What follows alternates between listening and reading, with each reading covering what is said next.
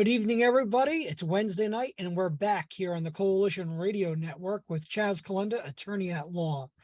I'm Chaz Calenda. I'm an attorney at the law firm of Inman and Torgy here in Rhode Island, Coventry, Rhode Island, and I am your host, as I am on Wednesday nights here on the Coalition Radio Network, to discuss various legal issues here affecting us in Rhode Island and political topics that we are all looking at with great interest now that election season is upon us. Tonight, to join me to discuss the topics of the state of Rhode Island gun laws post the Supreme Court case in New York State Association, Rifle and Pistol Association versus Bruen, is Coalition Radio host management, Pat Ford, and we will discuss the implications, the actual implications of what that case means here for Rhode Island Second Amendment rights. Pat, thank you as always for joining me.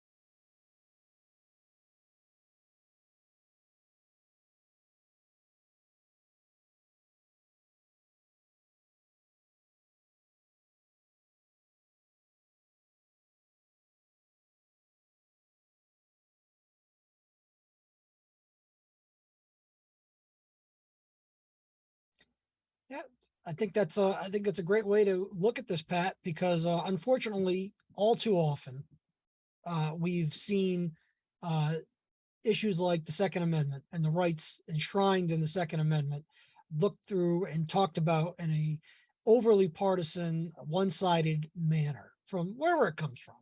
But when we listen to um, people like our current Attorney General, people like the Attorneys General of the states that were principally affected by this Bruen decision, states like New York, Massachusetts, California. Those are the types of states we hear it talking about it as if the Second Amendment has overtaken all public safety issues. The Supreme Court's gone wild.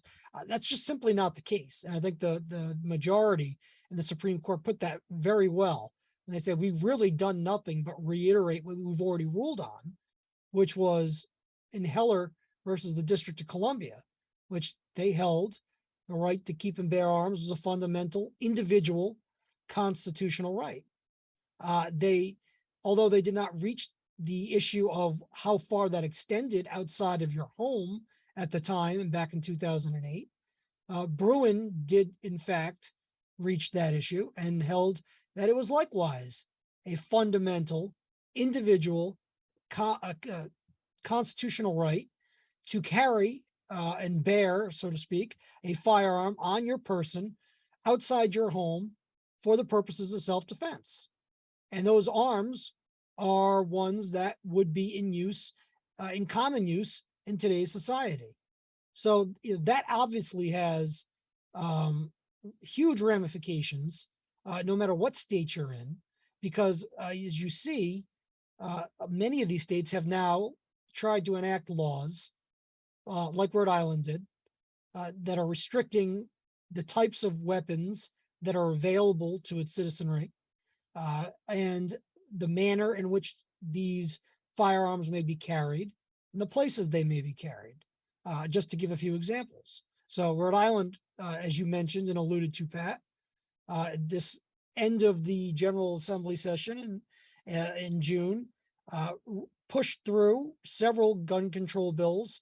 The most controversial I would characterize as being the high capacity magazine ban, which was defeated in committee in the Senate, but nonetheless the House bill, which was identical, was placed on the Senate floor by a 2/3 vote of the Senate, and then subsequently passed and signed into law by the governor.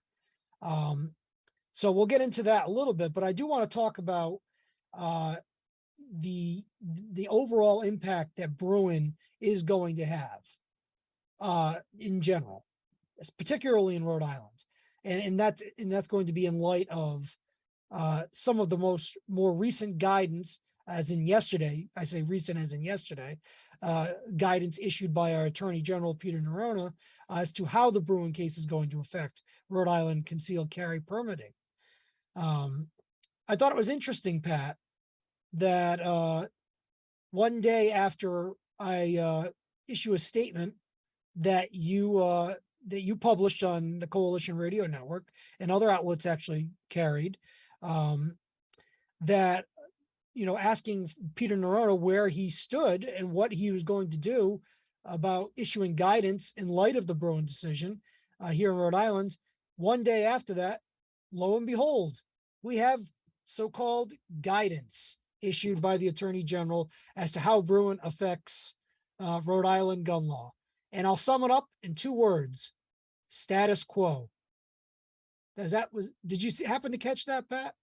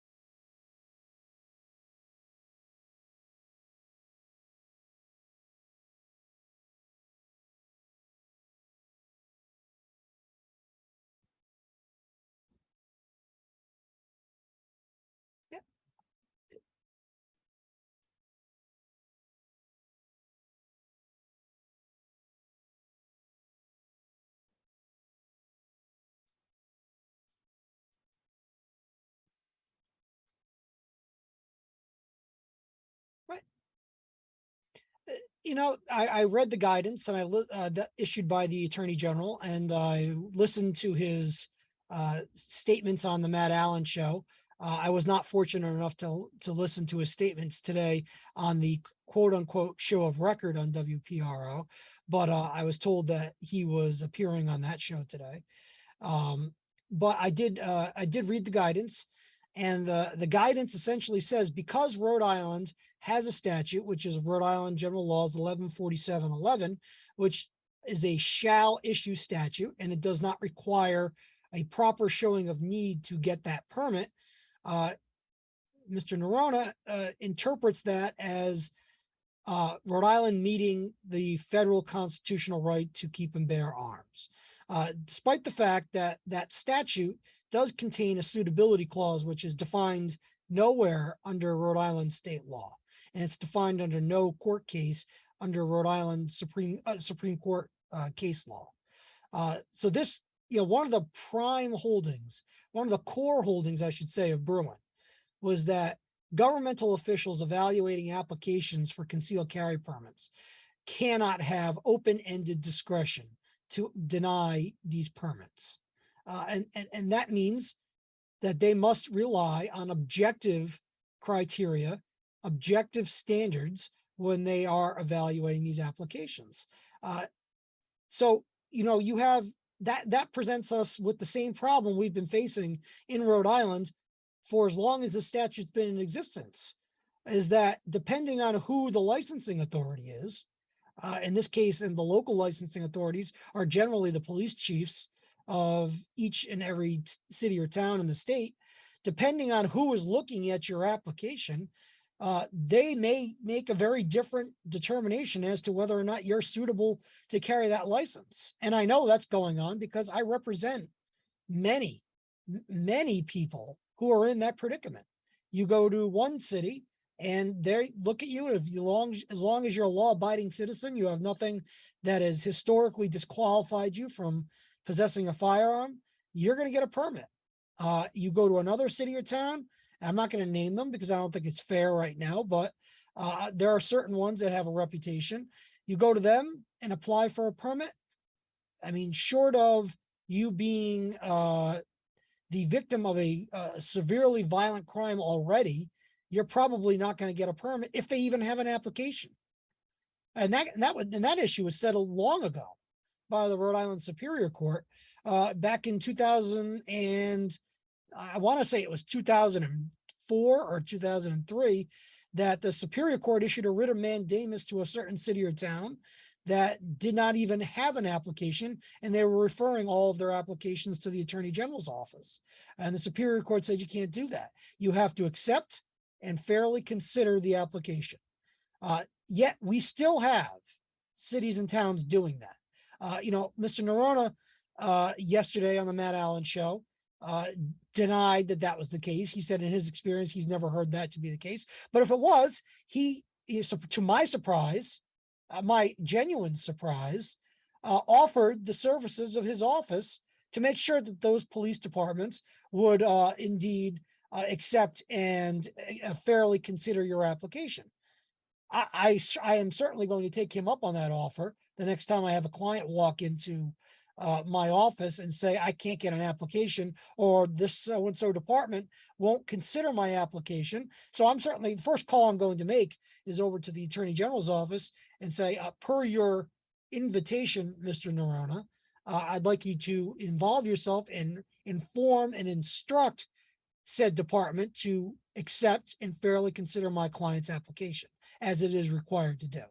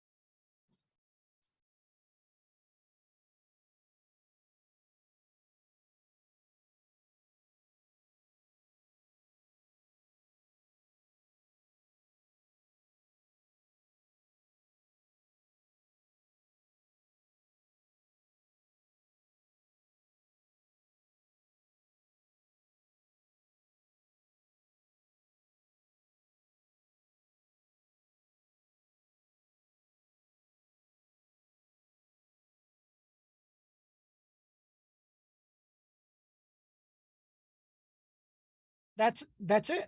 And that's exactly what the Supreme Court said is the core of the Second Amendment is your right to self-defense, the right to be armed and have that right to self-defense in the event of a confrontation, which is certainly not limited to your home.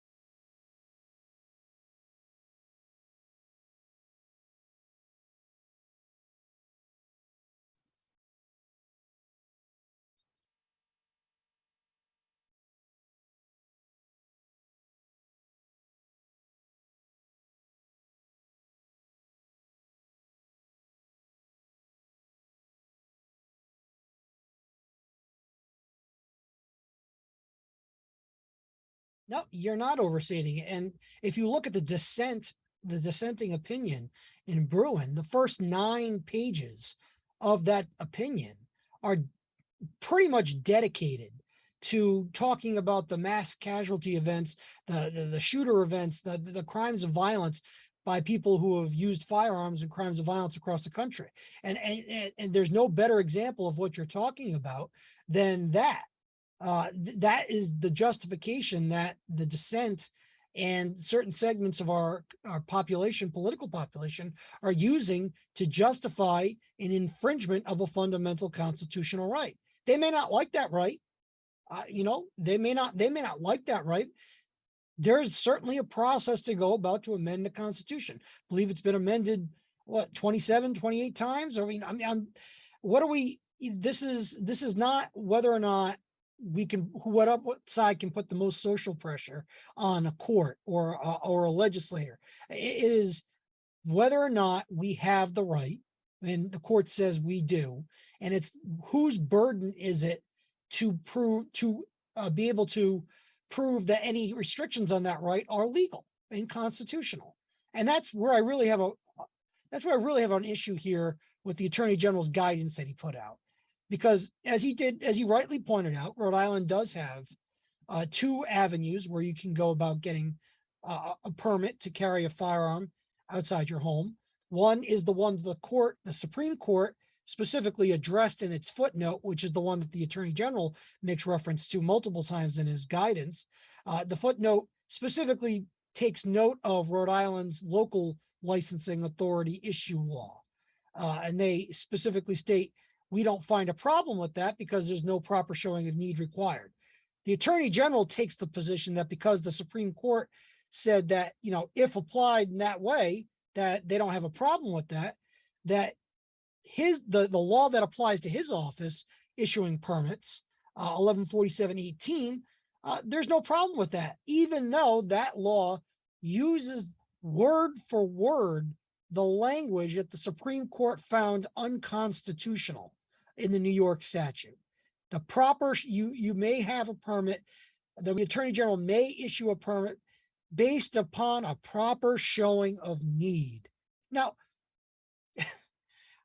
he said there's no problem with that because you don't have to go through the Attorney General to get your permit.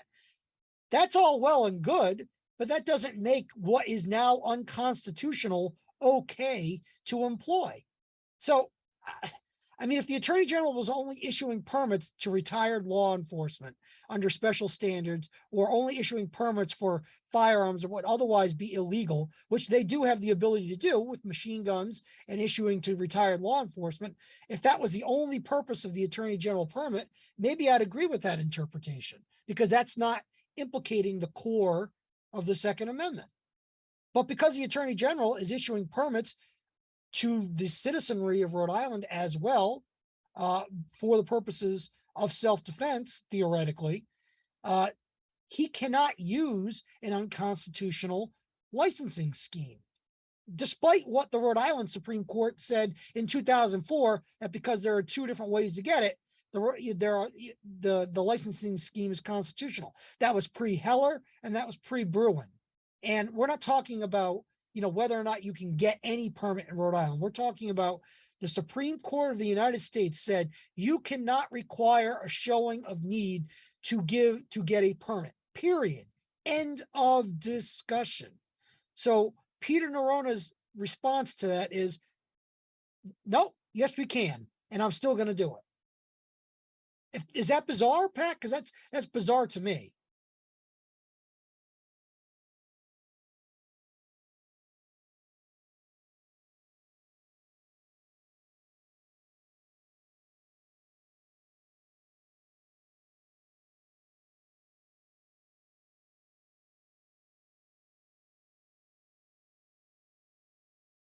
This is a highly focused, narrow interpretation of a decision that fundamentally disagrees with, tell them a little rusty, disagrees literally with the last 25 or 30 years of Rhode Island legislation. Not only its content, not only its impact, but the direction, the course that it's been taking.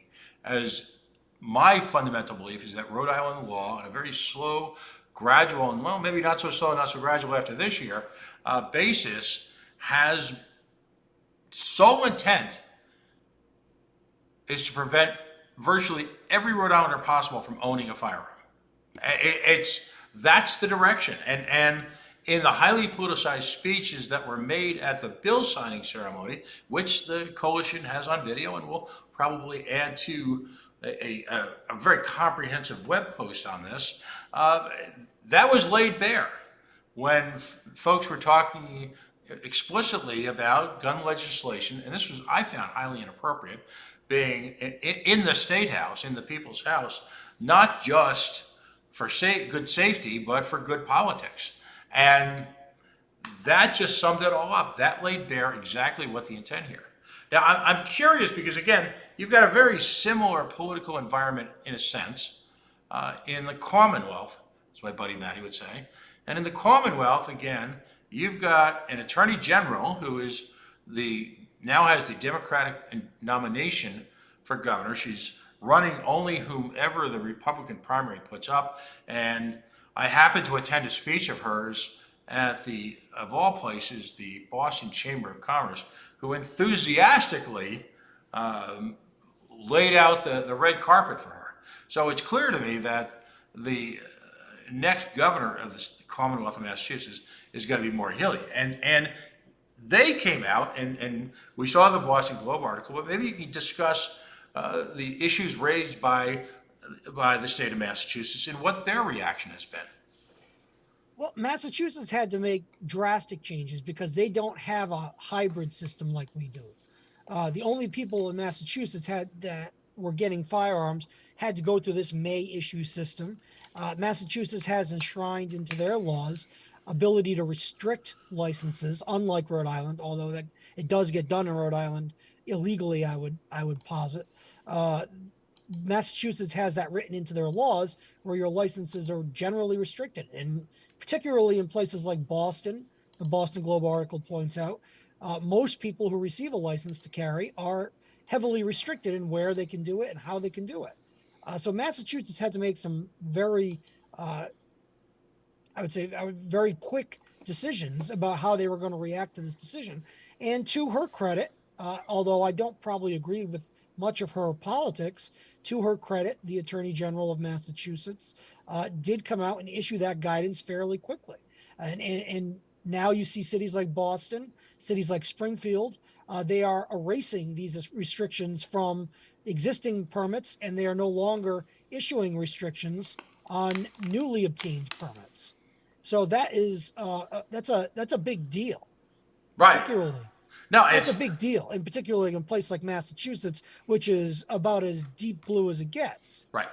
And it's possibly, once you move past, say, New York and California, probably one of the most difficult states in the nation in order to own a firearm legally.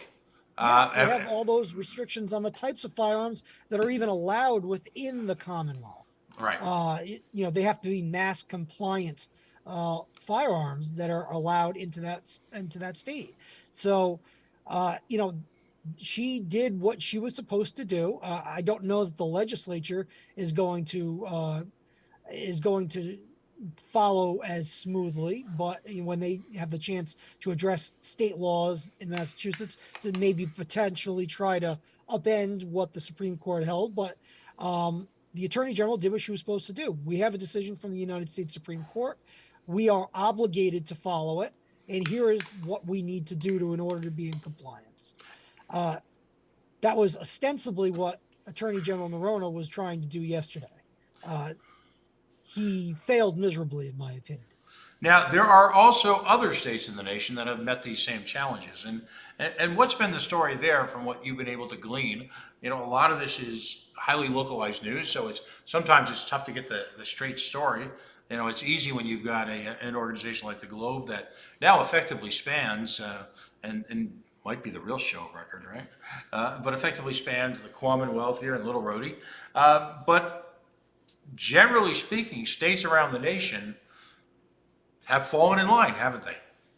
Yeah, I think every state that was named by the U.S. Supreme Court in the Bruen decision, New York, Hawaii, Massachusetts, Maryland, not Delaware, California, and then whatever the other ones were, they're all escaping me at the moment. But they named about 6 plus the District of Columbia that had these May issue law schemes, and they essentially, their attorneys general came out and did exactly what Attorney General Healy did, which was this is how we have to comply with the Bruen decision. Now you had states like New Jersey and New York come out and then pass laws which basically tried to deem every public place a sensitive place where you could not carry a firearm, despite Bruen taking on that issue. Bruen said that it would be ridiculous and a violation of the Constitution if New York tried to deem all of Manhattan a sensitive place simply because it was a crowded public place. But essentially, New York and New Jersey have tried to do just that with subsequent legislation. I don't think that's going to pass muster when those laws are challenged. Well, that was going to be my next question. What can activist states, largely in the Northeast, but then again, that's where the problem usually is anyway. What can states attempt to do to skirt this ruling? So they can deem places sensitive that weren't otherwise deemed sensitive. The Supreme Court essentially said that places that have historically been deemed sensitive, like schools, government buildings, courthouses, those are probably constitutional restrictions. They said that's not an exhaustive list, but it would have to be a pretty well-known and well-traveled restriction in history, historically speaking, in order to pass constitutional muster. So that's one way they're going to try to do it. Then you see states like Rhode Island, which are going to try to limit the use and type of weapons, the firearms that are going to be available. The high capacity magazine ban is a perfect example of that.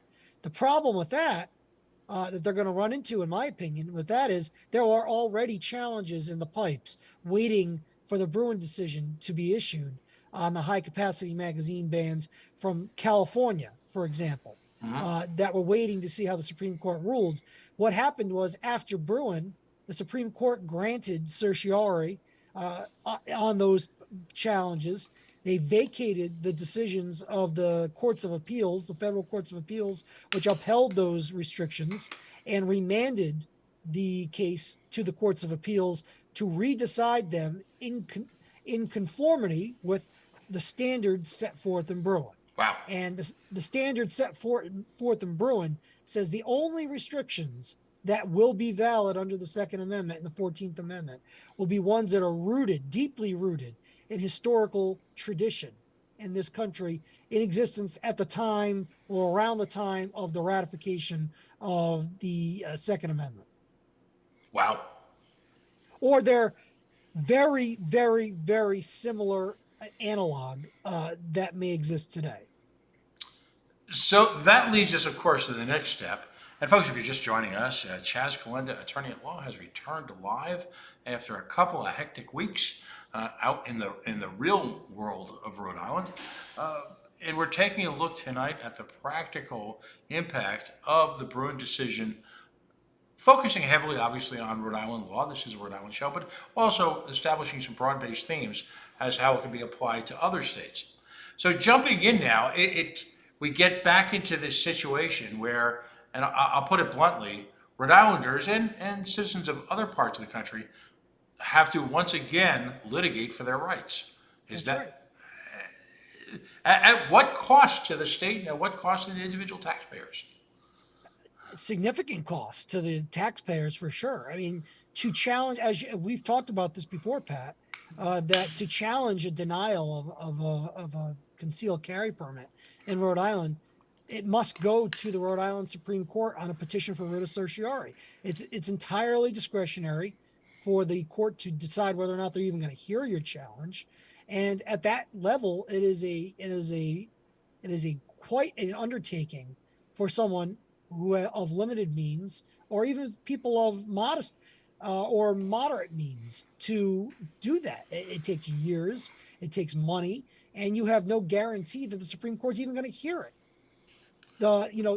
Several bills have been introduced in Rhode Island General Assembly over the years to create a path of challenge in the Superior Court. So it could be more like going to court would normally be. You file a suit, you bring it before a judge or a jury, and you let it decide. That's not how the Supreme Court works. You forgot the interim step. You bring it to a judge, and then the state engages in discovery for 10 to 15 years, and then by the time everyone has passed away, then we actually get to the crux of the matter. So never forget the never-ending discovery process here in the halls of Rhode Island justice. But at some point, you've got a state acting, I'll call it extra legally, effectively judge and executioner of a constitutional right, using, if you will, the Kafkaesque nightmare of virtually any court system in this country, not just Rhode Island, to engage in legislation by the judicial channel. What can Rhode Islanders do when you've got, in your opinion, and it's a pretty good one as usual, in your opinion, the state is engaging in that type of obfuscation? Well, when you say the state in this particular situation, Pat, it comes down to it's the Attorney General, because it's ultimately the Attorney General's responsibility to ensure that the laws are consistent with the state and federal constitution. And when you challenge a police chief's denial, it's their city solicitors that go up to the Supreme Court. When you challenge the AG's denial, it's the Attorney General who goes to the Supreme Court. But it's really the Attorney General who had the opportunity here to come out and say the right thing and do the right thing following Bruen. He failed to do that because when he was asked by Matt Allen yesterday, doesn't the statute that affects the Attorney General's permit, isn't that now unconstitutional in light of the language in Bruen? And the Attorney General said no, because if it was, I'd be out of the licensing business and I couldn't license security guards or people who need to have permits for business like that. So it would be a problem for Rhode Islanders altogether if I got out of the licensing business. That's the wrong answer. That's the answer that he wants people to hear because it's the most extreme answer. It's the one that says, oh my God, Rhode Island would be in danger if I was not able to engage in this unconstitutional process to decide who's going to get a permit and who's not going to get a permit. His answer should have been, I am compelled to find, by virtue of the decision in Bruen, that self-defense, the desire for one to engage in self-defense by carrying a firearm on his or her person outside their home, is now a proper purpose by law and under our Constitution.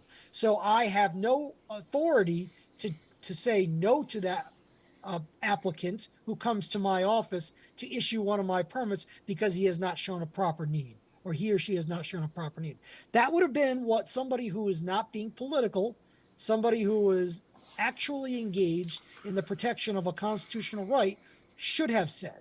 And then he should, if he wanted to, he could have said, the legislature needs to take action to define what suitability means. The legislature needs to take action to determine whether or not the statute that governs the Attorney General's permitting process can stand in light of the Supreme Court's decision. But until then, I am compelled to find that self-defense without any particularized need is a proper purpose and meets the requirements of the statute in order to get a permit from my office. Instead, he engaged in fear-mongering.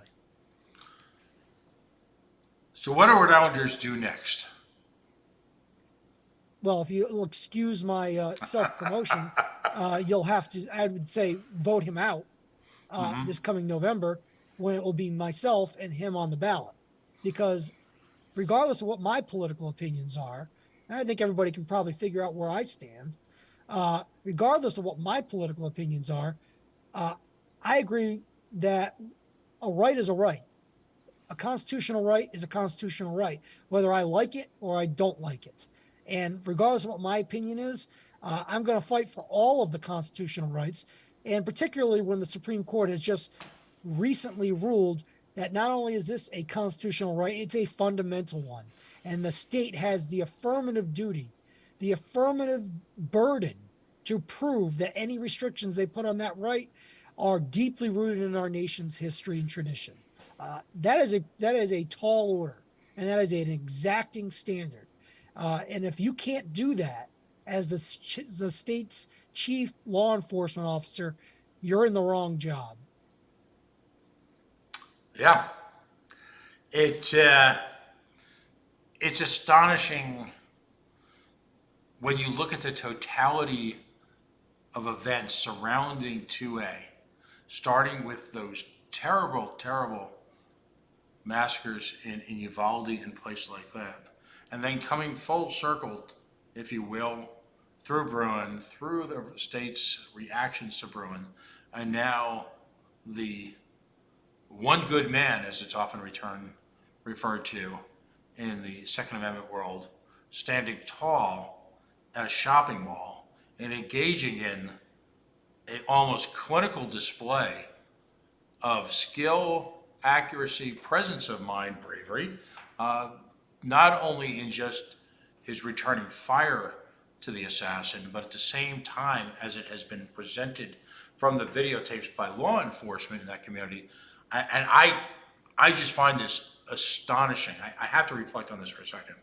The presence of this young man, not just to react in such a clinical, disciplined manner to the events, but to simultaneously guide people to safety in this matter of seconds. It's incredible. And this is what we in the Second Amendment community train our members for.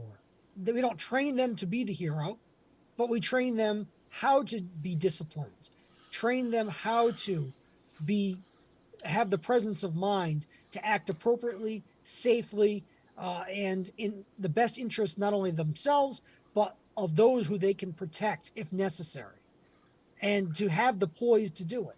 This is why we have gun clubs. This is why we have the rigorous training that our own community exerts upon itself to hopefully have people like this young man in places where they can do some good.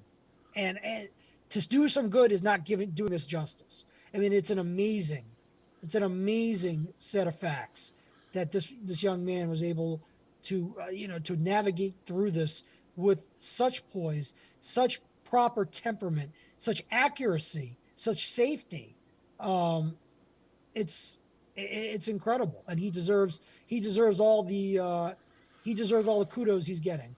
And it speaks largely to the concept that training and discipline from a skilled adult not only gives a young person the skills to use a firearm, but also the temperament and the respect for the power and the danger if a firearm is used either improperly or aggressively. And I've often held that the way to really develop a sense of safety for firearms is not to teach fear of firearms, but take an individual like Brendan Jacobs here in the state of Rhode Island, who works exhaustively with young people, teaching them all of the above. Skill, respect, maturity, safety. And those young people know how to work around and be in the presence of a firearm. And it just strikes me that maybe it's time to get back to those virtues. That teaching people to cower in a closet might be part of the formula, but at the same time to be at least comfortable in the presence of firearms, to be at least of mind within the presence of firearms. And we've clearly gotten far away from that. And I have to tell you, after looking at events of the last few months, the tragedy in Uvalde compounded, not caused by, but compounded by a reliance on law enforcement that I have to tell you, if you go to Marjorie Stoneman, if you go to Uvalde, if you go to so many situations, I'm not here to diminish law enforcement, but I will tell you, from my perspective, I'd love your thoughts on this, that an exhaustive reliance on other people to protect you can absolutely put you in harm's way. You're right, Pat. And many law enforcement agencies have said the exact same thing themselves. Many times they just cannot get to these situations fast enough to prevent the casualties and the tragedies that have been going on. It certainly was the case. Obviously, we saw that in Uvalde. We've seen it in other places, but even in the situations where it may not be a school or a crowded place, many times it takes law enforcement longer than it would take someone who was properly trained and disciplined with the proper temperament to defend themselves in that situation.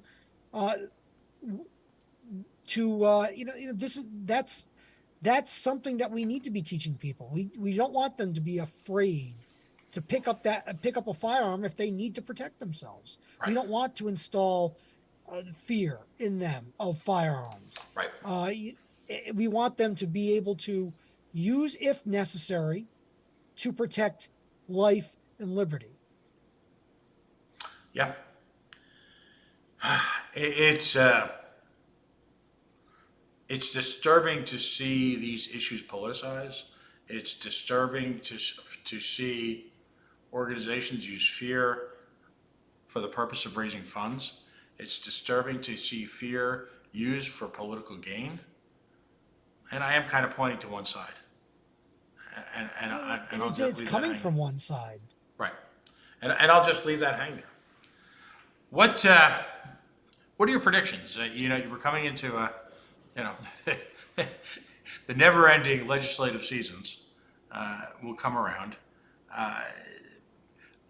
From my takeaway from your analysis, and I think this is a critical point, so confirm or correct me, is that this ruling is so defined, so well written, And I know people hate that because when it comes to the world of the Constitution, I'm an absolutist, I'm a strict constructionist, call me what you will. But as the Constitution currently exists, there aren't a lot of workarounds to massage your way out of this, as there has been even post-Heller. So it's either conform or, again, subject your locality, municipality, city, state, whatever, to yet more costly, if you will, litigation, and more chaos and confusion at the level. Is there any way around this for these activists to misconstrue or reconstruct or redefine or whatever? Sure. Is there a legal way that's going to stand up in court? I don't think so. Not the way that they're going to want to do it. At least that they've stated publicly. I think this magazine ban is going to fail. I don't know that it will happen here in the District of Rhode Island. I think it's actually going to be addressed first out in the Ninth Circuit, since that matter has been remanded from the United States Supreme Court to be redecided in conformity with Bruen. So I think we're going to see a decision out of there that's probably going to go the other way now, in light of the guidance in Bruen, which would mean that the magazine ban would be struck down. I'm sure they'll try to reappeal that to the Supreme Court. I don't see the Supreme Court taking that case. Which would leave the ban in place for the Ninth Circuit. And I think the other circuits will have to have no choice but to follow suit. That doesn't mean that they actually will fall right in line. I think we're going to see years of litigation because the states that want to put these barriers up, the states that want to make you jump through these hoops, figure it'll take years before we finally get a definitive ruling that our new laws that we've just made are not good. And that's unfortunate, because I don't think we should have to go to court every single time the Supreme Court rules to see just how far we as a state can push it, or we as public officials can push it before we finally get slapped down by a court. Right.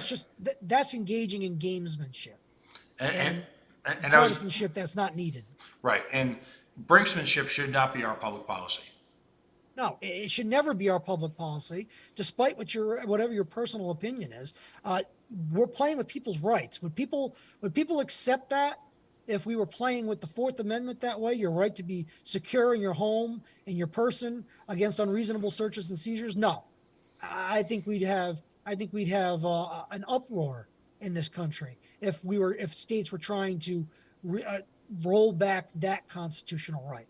Would people accept the fact that we would take away religious freedom in this country step by step, or constantly introduce laws that tries to roll back religious freedom? No, they would not. It would not accept that one bit. How about rolling back the voting rights? I mean, right. People are up in arms over having to show an ID to vote. Yet they want you to jump through more hoops to exercise your Second Amendment right to keep and bear arms than exists for any other right. I don't know of any other right where you have to pay money to exercise it. You got to pay. I mean, yeah, okay, $40, not a ton of money, $40 to get a permit. You have some towns who are trying to issue a $300 administrative fee on top of that. You've got to go out there and pay for training. You've got to do all these things before you can actually exercise this constitutional right, the Second Amendment, that don't exist on other fundamental rights. Do I have to pay to go vote? No. Do I have to know anything about American civics to go cast my vote? No. I mean, these are things that just don't exist. But it's okay, and it's still okay. Unfortunately, right now, that these hoops exist, and some of them perhaps should. Training, I think that you should be trained before you are holding a deadly weapon or could possibly hold a deadly weapon in public. I think you should have some sort of training. That's my opinion. Would that pass constitutional muster? Probably, but there may be certain training regiments that they would find too burdensome because it is such a fundamental constitutional right. So, to me, although Justice Thomas proclaimed it in Bruen that the Second Amendment is no longer a second-class right, it still, in many ways, is, Right. because of all the hoops that are required to jump through just to, in some cases, get a gun, in some places, own a gun, purchase one, and particularly carry one. I will say, generally speaking, there's an historical irony in Rhode Island being the constitutional hell. And I'm not just talking about the Second Amendment. I'm talking about the Fourth. I'm talking about the Eighth, amongst others, and even in a lot of degrees, the First. Given Rhode Island's historic representation of the Constitution back as we talk about the founding fathers, I'm hoping that this is the harbinger for what I'll call Rhode Island constitutional reform, for lack of a better term, on all of these issues moving forward. I know personally I'm going to be waging war on our state's failure to support the Eighth Amendment, both in terms of, bail issues, with regard to, post incarceration, and I'm of course talking about the treatment of prisoners in solitary confinement.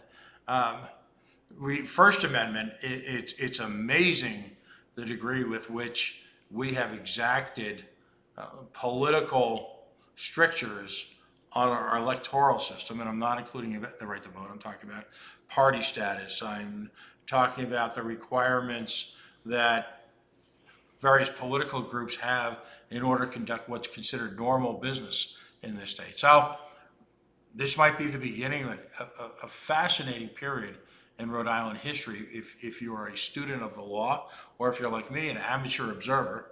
Let's see how it rolls forward. This story is not completely written yet, is it? No, it's not, and I agree with you, Pat, that I really hope this is the beginning of that awakening here in Rhode Island that really needs to happen.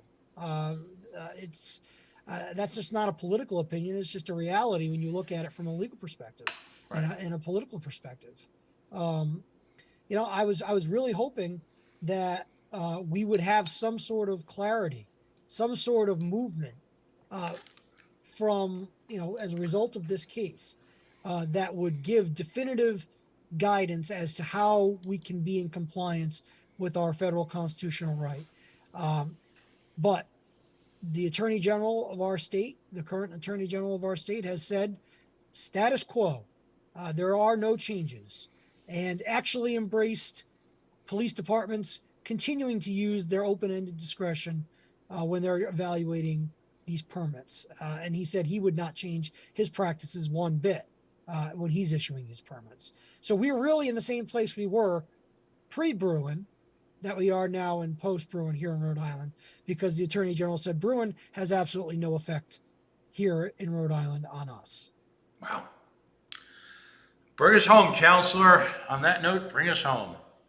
Well, as always, Pat, I enjoy discussing these issues of grave importance here with you on Coalition Radio Network. I always appreciate your insight, and I appreciate the discussion. And this has been yet another episode that we tackle important legal issues here on Chaz Calenda, Attorney at Law. You can find us here and find me here on Wednesday evenings on the Coalition Radio Network around 8:30 p.m. I am Chaz Calenda, and I'm an attorney at the law firm of Inman & Torgy, 1500 Nooseneck Hill Road in Coventry, Rhode Island, 401-823-9200. If you're in need of legal assistance, I am there for you. I am also the presumptive Republican nominee to be the Rhode Island Attorney General this coming November. I will be on the ballot has been confirmed by the Board of Elections, and I will be challenging the incumbent Attorney General, Peter Nerona, for that seat this year. So if you're interested in learning more about my campaign, you can go to my website at CHAS, CHAS, the number 4, AG.com. Find out all about me. Find out how you can get involved with my campaign, how you can learn more about me, and how you can donate.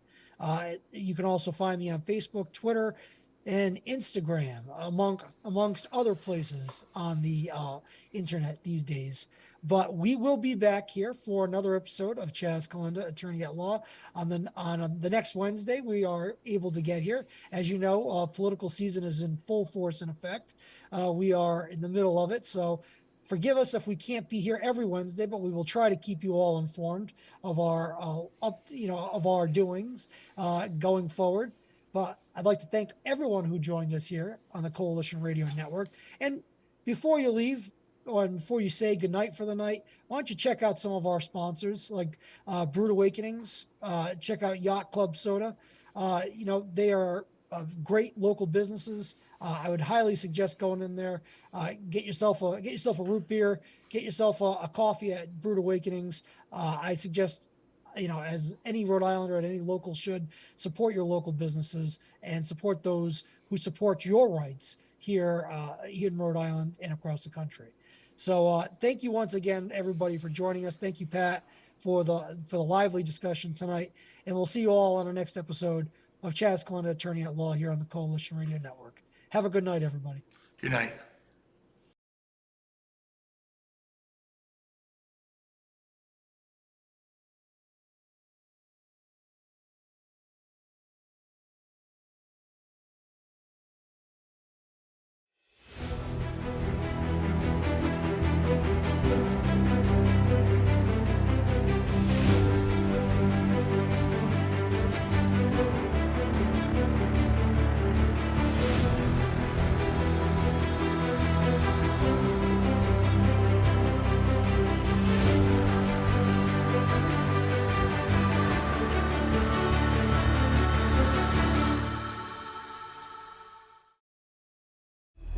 To take home the Golden Gloves, you've got to put in the work, and you've got to be tough as nails. Ashley Kalis was driven to achieve. Today, Kalis is still fueled by that same hope, grit, and determination. A mother of 3 school-aged boys and successful business owner who ran testing and vaccination sites across the state. Kalis is the fighter Rhode Island needs right now because it's time for a change. Ashley Kalis for governor.